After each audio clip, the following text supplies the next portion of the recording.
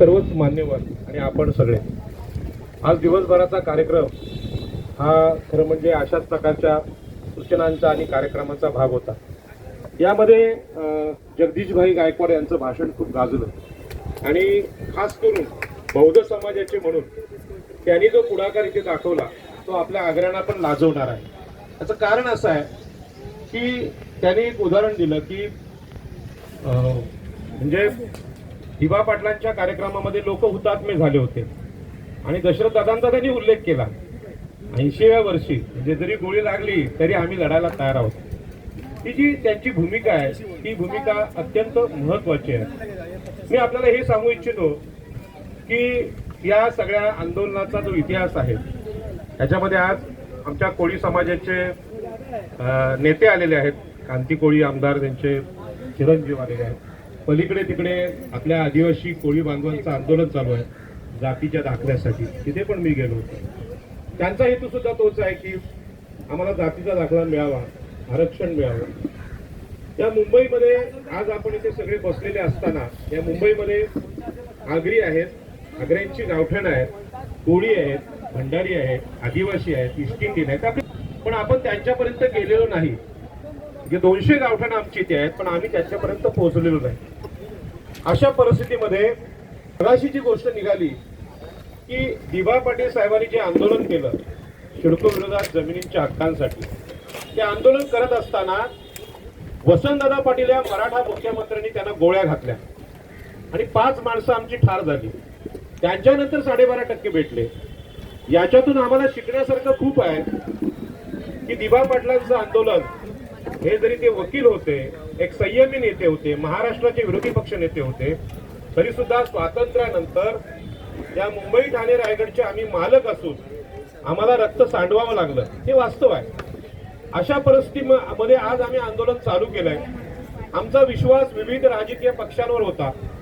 आता सत्ताधारी पक्ष भाजप आहे, केंद्रात त्यांची सत्ता आहे, राज्यात आहे, महानगरपालिका पनवेलमध्ये पण त्यांची सत्ता आहे। मग असं असताना आमच्या नेत्याचं नाव का लागत नाही?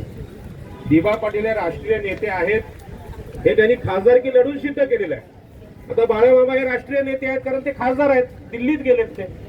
तसे दिवा पाटील हे खासदार आहेत, आमदार झाले, महाराष्ट्राचे विरोधी पक्ष नेते झाले, त्यामुळे कोणाच्या सर्टिफिकेटची गरज नाही। ते जेव्हा लोकसभा लढले तेव्हा राष्ट्रीय नेते झाले। मग असं असताना दिवा पाटील साहेबांचं नाव विमानतळाला लागत नाही, याच्या कारणांचा शोध आपण घेतला पाहिजे। दिवसभर भाषणं खूप झाली।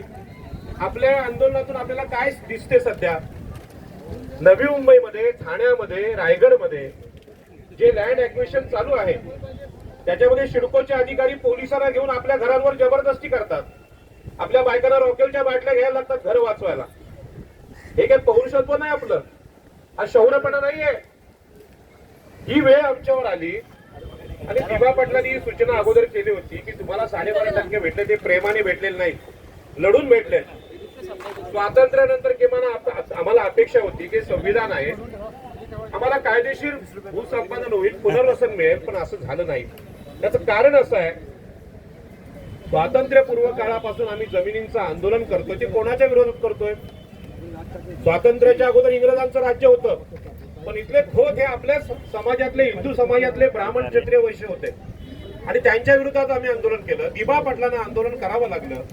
जमीन आमचीच असायची, रायगडची जमीन आमची, पण मुख्यमंत्री मराठा वसंतदादा पाटील त्यांनी सांगितलं गोळ्या घालून जमिनी घेऊ आणि या जमिनी घेतल्या गेल्या। आम्ही शहाणे झालो नाही आणि आज काय, आज तीच परिस्थिती आहे। आज ज्यांचं सरकार आहे त्या सरकारमध्ये सत्ताधारी जे लोक आहेत त्यांना माहित नाही का दिवा पाटील किती मोठे नेते आहेत, ते ओबीसीचे नेते आहेत, दिल्लीपर्यंत लढले, सगळे आदर्श आहेत, परंतु यांच्या मनात नाव देण्याची मानसिकता नाही। म्हणजे आजच्या घडीला राजकीय अनुभव आमचा आहे तो नाव देण्याच्या विरोधातला, कुठल्याही पक्षाचा नेता असू दे। हा विमानतळ आमच्या आगरी कोळ्यांच्या जमिनीवर झालेला विमानतळ होताना अनेक लोक लढत आहेत, लढत आता सुद्धा आहे, पण या विमानतळामध्ये 22.5% पॅकेजमध्ये इथल्या भूमिपुत्रांची फसवणूक होते। ऍडव्होकेट रोशन पाटील बोलले फसवणूक होते, सत्य आहे। मग हा प्रश्न विधानसभेत चर्चेला का नाही येत, लोकसभेत चर्चेला का नाही येत? प्रश्न लोकांच्या न्यायाचा आहे, केवळ दिबा पाटलांच्या नावाचा नाही. दिबा पाटलांचं नाव मिळणं हा आमच्या समाजाचा अस्मितेचा विषय आहे, परंतु न्याय मिळत न्यायाचं काय. आणि म्हणून आज जे इथे झालं त्याचा अनुभव असा आहे की ठिकठिकाणी आज आपल्या जमिनींची, मुंबईमध्ये कोळीवाड्यांची आंदोलनं चालू आहे, पण सामान्य माणसाला हे कळत नाही की आमचा शत्रू कोण आणि मित्र कोण. आणि म्हणून मुंबईमध्ये कोळीवाडा गावठाणांना जमिनींचा हक्क मिळत नाही. नवी मुंबईतली 95 गावं ती क्लस्टर करा किंवा SRA करा असं नगरविकास मंत्री म्हणतोय.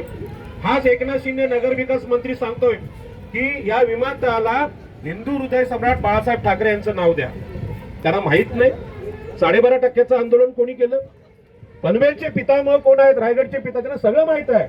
पण इथल्या ओबीसीना त्यांना अधिकार नाकारायचे आहेत आणि या ओबीसींच्या आंदोलनाचं नेतृत्व दिबा पाटलांनी केलं. आपल्या लोकांना आपण या गोष्टी समजावलेल्या नाहीत आणि त्याच्यामुळे तो भिवंडीचा ओबीसींचा मेळावा असेल त्याला लोक येत नाहीत, आजच्या मेळाव्याला लोक येत नाहीत. काय कमी आहे आपल्याकडे? तिथे डोंगरातले आदिवासी आलेत, त्यांच्याकडे काय साधन संपत्ती आहे? ते भाकरी खायला पण इथे आले होते, मगाशी भाकरी त्यांनी इथे खाल्ल्या. दीपक दादांना मी धन्यवाद देत. आमच्याकडे साधन आहेत, आमच्याकडे सगळं आहे, पण आमच्याकडच्या नेत्यांनी समाजाला त्याची जाणीव करून दिली नाही. आतापर्यंतची जी गर्दी होती त्या गर्दीमध्ये हे सिद्ध झालं, त्या गर्दीचा उद्देश दिबा पाटलांचं नाव मिळावं असा होता असं मला वाटत नाही. असं जर असतं तर नाव कधीच मिळालं असतं. कारण राजकारणामध्ये इथल्या भूमिपुत्रांना घेतल्याशिवाय राजकारण होऊच शकत नाही. निवडणुका जिंकल्या गेल्या पण दिबा पाटलांचं नाव मिळालं नाही, आम्ही फसले गेलो. आणि म्हणून मगाच्या मीटिंगमध्ये, मगाच्या भाषणामध्ये जगदीशबाईंनी सांगितलं की संघर्ष हा अटळ आहे. जर 5 हुतात्मे झाले नसते तर 12.5% भेटलेच नसते. अजूनही ज्या लोकांना गैरसमज वाटतोय की आम्ही मोर्चे काढू, आंदोलन करू आणि आम्हाला न्याय भेटेल, तर इथला जो उच्चवर्णीय सत्ताधारी आहे हा तुम्हाला न्याय देणार नाही, हे ठरलेलं आहे. या महाराष्ट्रातले दिग्गज नेते अजूनही जिवंत आहे जे दिबा पाटलांना मानतात. पण कानाविषयी कळत कोण? विमानतळ अदानीच्या नावावर झालाय, 76% मालकी त्याची आहे. अशा परिस्थितीमध्ये आम्ही तेव्हा काय करत होतो? आणि म्हणून दुसरा एक मुद्दा निघाला की गावागावामध्ये आमच्या समाजाचं प्रबोधन आम्ही करू शकलेलो नाही. आज सुद्धा ज्या पद्धतीने पत्रकार बांधव या सभेला पाहिजे तेवढे दिसत नाही. आणि या सगळ्यांना व्यवहार माहित आहे की आपल्या हळदीला सुद्धा कॅमेराच असेल तर शूटिंग वाल्याला पैसे द्यायला लागतात, पत्रकारांना बोलायला पैसे लागतात. मग आमच्याकडे बाकी ठिकाणी सगळीकडे पैसा आहे, मग समाज याला पैसा का देत नाही? आणि आजच्या दिवशी जगदीशभाई गायकवाड यांनी 50,000 रुपये काढून दिले. दशरथ दादांच्या नेतृत्वाची संघटना ही स्वतंत्र संघटना, ही स्वतंत्र संघटना नसती तर राजाराम पाटलाला बोलून दिलं नसतं. मी सांगतो तुम्हाला, अनेक सभामध्ये लोक बोलू देत नाही, कारण सत्य मांडण्यासाठी ताकदवान अध्यक्ष लागतो. दशरथ दादा ते आहे, परंतु समाज जर याला पैसा वेळ देत नसेल तर आंदोलन जाणार कसं? इथे जरांगे पाटील आमच्याकडे घुसखोरी करतात ओबीसी मध्ये, त्याला लाखो लोक येतात. आग्र्यांना ते कळत नाही की मराठ्यांची घुसखोरी म्हणजे आपल्याला संपवणं आहे, दिबा पाटलांचं ओबीसी आंदोलन संपवणं आहे. मग आमचा समाज याला मदत का करत नाही? आणि मग मगाशी जे आव्हान झालं की 1000 रुपये प्रत्येकाने द्या. मी दादांना नेहमी विनंती करतो की 1000 रुपयाची देणगी ज्या दिवशी आमचा समाज बांधव देईल त्यावेळी इथे काही कमी नसेल. आम्ही इथल्या मुंबईतल्या पत्रकारांना सांगू शकतो, या तुम्ही मोठ्या संख्येने, तुम्हाला काय पॅकेज येतो आम्ही देतो. पण असं होत नाही. सार्वजनिक चळवळी या गरिबीच्याच झाल्या. आणि म्हणून आज जे 2-3 विषय झाले ते अत्यंत महत्वाचे आहेत. जोपर्यंत आपण या नेत्यासाठी, ज्या नेत्यांनी आम्हाला करोडपती बनवलेला आहे, अब्जाधीश बनवलंय, 100 कोटींचे भूखंड आले, कदाचित ठाणे जिल्ह्याच्या त्या पालघर किंवा बाकीच्या भिवंडी भागात नसेल, पण नवी मुंबई आणि रायगड जिल्ह्यातल्या लोकांना करोड रुपयांचे भूखंड आलेत. मग त्यांनी कृतज्ञ असलं पाहिजे दिबा पाटलांबद्दल, पण आम्ही त्यांच्याबद्दल कृतज्ञ नाही. आम्ही खिशातून पैसे काढायला तयार नाही, दिवस मोडायला तयार नाही. आणि दशरथ दादा, मला आपली विनंती आहे की आपण हा कार्यक्रम, ते सगळेजण बोलतात दशरथ दादा तुम्ही गावागावात या. 80 वर्षाचा माणूस गावागावात एकट्याने त्यांनी फिरावं असे दुसरे नेते भाषणं करतात. मग आम्ही का नाही फिरू शकत? आम्ही आमच्या गावात सभा का लावू शकत नाही? आम्ही त्या सभेचं नीट आयोजन का करू शकत नाही? आज तुम्ही बघलं याच्यामध्ये अनेक कलाकार आहेत, उत्कृष्ट नियोजनकार आहेत. आज बॅनर जरी बघितला तुम्ही तरी तो बॅनर नीट समजत नाही बाहेरून. मग याचं पण एक कॉम्बिनेशन असतं की पांढऱ्यावर काळा उठून दिसतो, लालवर कुठला रंग उठून दिसतो, हे सगळं आहे. या समाजात कलाकार आहेत चांगले. निलेश पाटलांनी चांगल्या सभांचं आयोजन केलं. पण ही तरुणांची जी कल्पकता आहे ती समाजाच्या ह्याच्यामध्ये दिसत नाही. लग्नाचे मंडप आम्ही चांगले सजवतो, पण दिबा पाटलांच्या याचं आयोजन आहे, मुंबईमध्ये 10-12 बॅनर लागायला पाहिजेत, ठाण्यामध्ये लागले पाहिजेत, नवी मुंबईत लागले पाहिजेत. हे असं होत का नाही? तर आम्ही खिशात हात घालायला तयार नाही. अजूनही आम्ही दिबा पाटलांचं नाव भेटलं पाहिजे असं बोलतो, परंतु खिशात हात घालून 1000 रुपये दिले पाहिजेत अशी घोषणा आज झाली. प्रताप पाटील साहेब, किती हजार जमा झाले हो आतापर्यंत? का आकडा आलाय का? स्कोर कळला का? बघा, आजच्या सभेमध्ये 1 लाख रुपये जमा झाले. हे लोकांचे आहेत.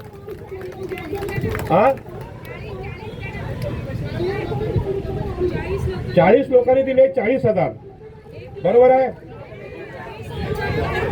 40 लोकांनी 1 लाख दिले, 89,000. त्यातले 50,000 जगदीशभाई गायकवाडांनी दिले. सांगतो तुम्हाला, एकटेच आहे बाबा. बाबासाहेब आंबेडकरांचा संस्कारित जयभीमवाला माणूस 1 रकमी 50,000 देतो आणि स्वतःला आगरी 1-1 किलोचे दागिने घालणारे ताईंनी 5,000 दिले. करोडपती लोक आहोत आम्ही, यात काही शंकाच नाही. मुंबईमध्ये श्रीमंत आहे हा समाज, पण या आंदोलनामध्ये आमची गरिबी दिसते.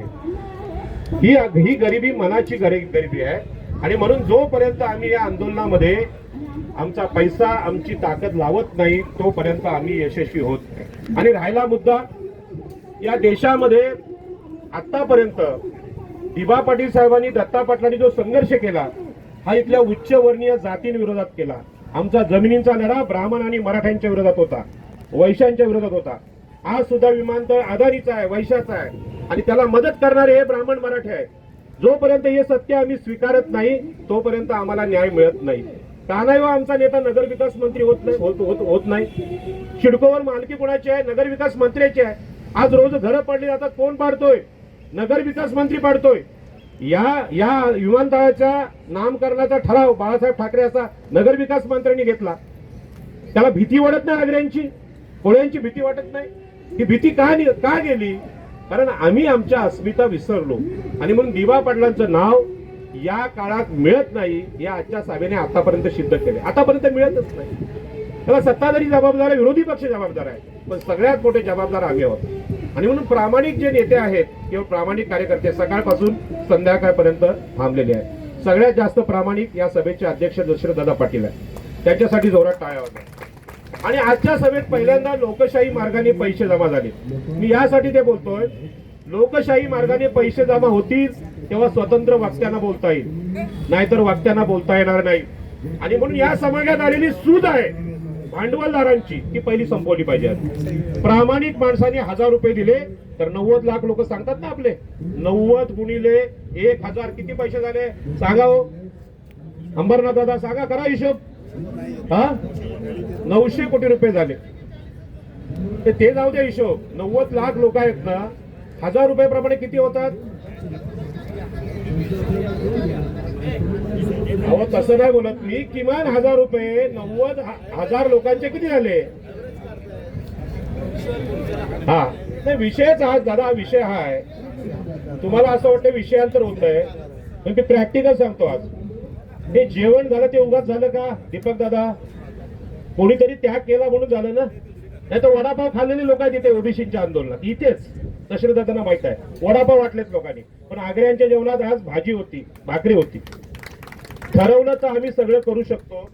या आंदोलनामध्ये जर लाखो रुपये असतील तर ते उत्तम नियोजन करायचं. खासदारकी लढलेले जिंकलेले खासदार येते, त्यांना निवडणुका जिंकता येतात, तरी नामकरण आंदोलन पण जिंकू शकतो आपण. पण प्रश्न प्रामाणिकपणाचा आहे.